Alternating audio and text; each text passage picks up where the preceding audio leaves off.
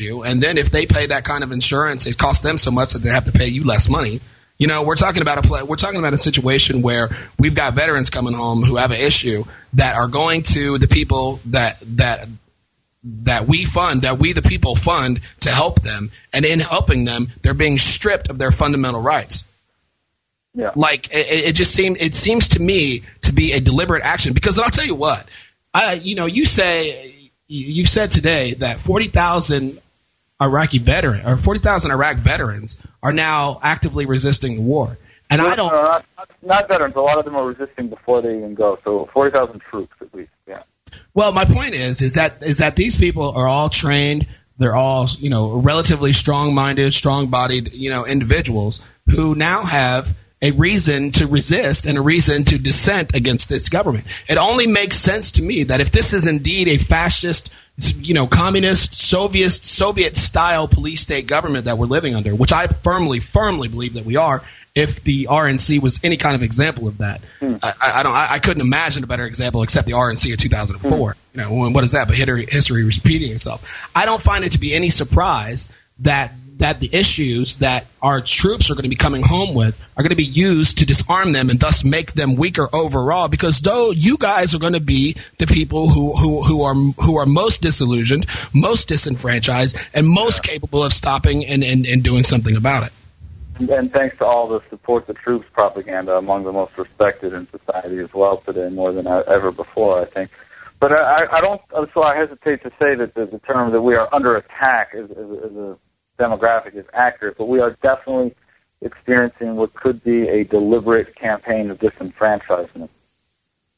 And so that's why it's all the more important to getting behind groups like ours, like Iraq Veterans Against the War and Veterans for Peace. And it's important and just for any of your listeners, if there are any veterans listening, there's a great anti-war community of veterans embodied by two organizations right now. Ours, Iraq Veterans Against the War, and anybody who served since 9/11 is eligible, and the other one is for any veteran who served before that at any time, and that's Veterans for Peace.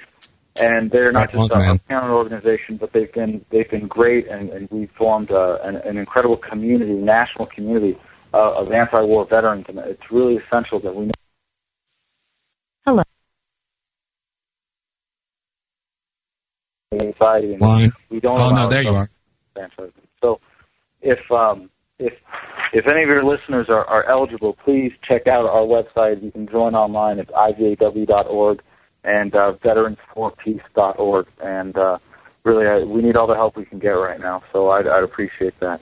Absolutely. Please do that. And let me ask you real quick, did you experience private mercenaries that we call Blackwater in Iraq?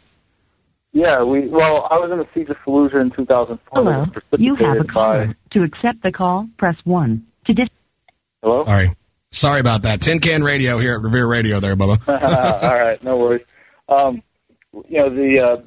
Siege of Fallujah in April 2004 was precipitated by the 4 Blackwater security agents that went across the southern bridge into Fallujah with 2 Humvees and were ambushed and predictably murdered and strung up, had their burned bodies strung up on a bridge that I later had to run a checkpoint at.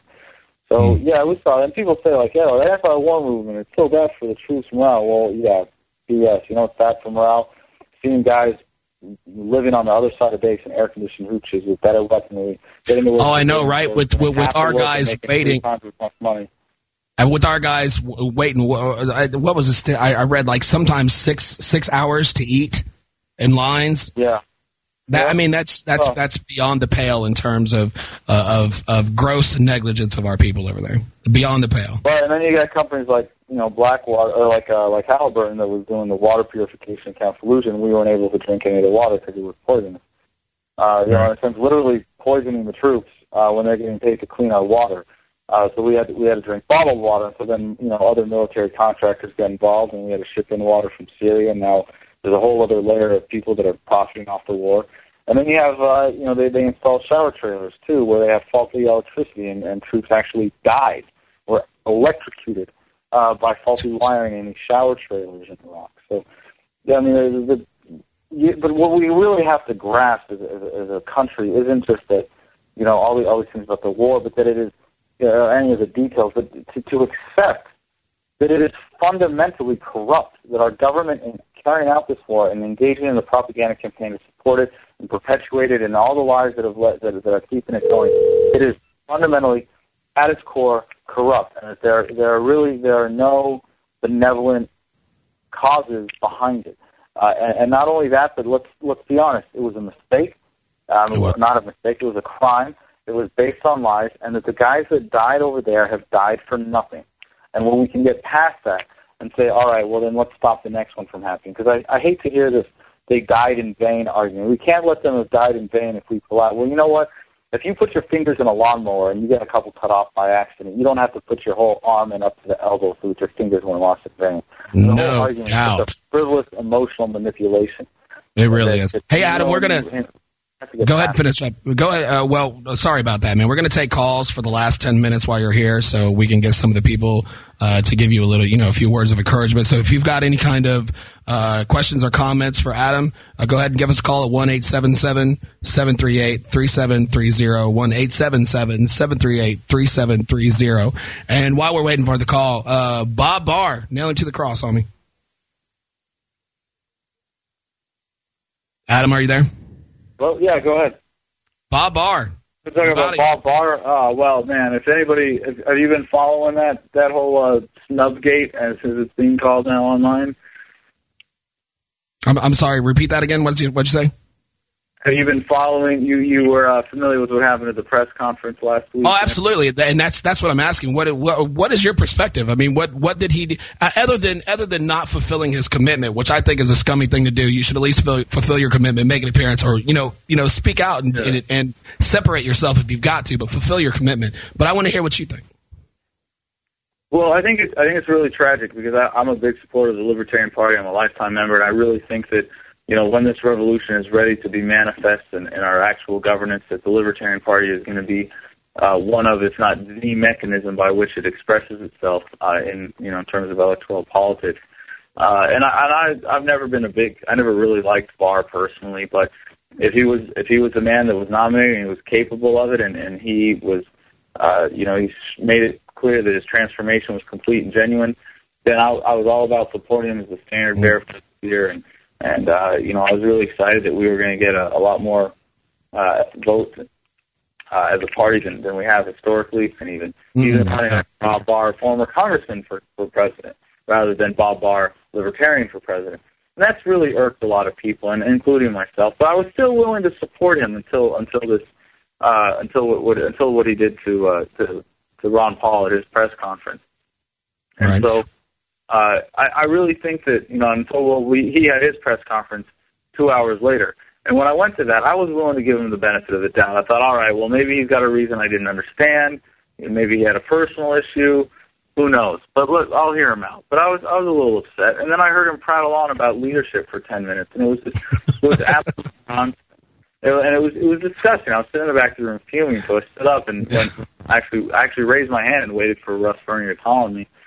And, well, I hate to be the one to say I told you so, but I came out as soon as this guy said yeah. A lot of people told me so. I mean, the guy's record. See, that's what made Ron Paul great, is because when you went back and you looked at his record, the record was solid. Yeah. It was a solid constitutional voting record, and you knew where the guy stood. You knew that he wasn't playing games. You knew that he was who he says he was. But see, Barr, I thought it was really cool that we had someone who was a convert, who would come around, and I think a communist. Is that what you said? Who's a convert. He's a commie. I'm here to tell you that right now, brother. Yeah. Well, but I thought it was really cool, and I guess I didn't know enough about Barr to see the truth about him, but until maybe it was too late. But I thought it was really cool that we were saying, all right, we will not just embrace this man as a convert, but if he is the most capable person, we will, nominate him for our party's nomination for the presidency. I thought that was really a powerful sign. I thought that was really cool, and I still think that's essential. But in this case, we got the wrong guy, and so I stood up at his press conference and I said, what Ron Paul was doing today was taking leadership on some issues that I know you agree with, because you still sign on to the statement, and that as any libertarian should care about and be willing to work with other people on. And today, what you showed was, being a good leader means also knowing when to be a good follower. And today you showed a complete lack of ability to lead, follow, and a complete lack of integrity. And so I'm withdrawing my endorsement.